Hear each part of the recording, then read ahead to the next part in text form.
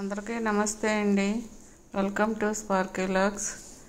ఈరోజు పచ్చి అరటికాయతోటి బజ్జీ ఎలా చేసుకోవాలో చూపిస్తాను. అరటికాయలు తీసుకొని పైన తొక్కంతా తీసేసి శుభ్రం కడిగేసి సన్నగా ముక్కలు కట్ చేసుకొని ఒక గిన్నెలో నీళ్ళు తీసుకుని దాంట్లో వేసుకోవాలి. శనగపిండిలో పసుపు, వాము, కారం,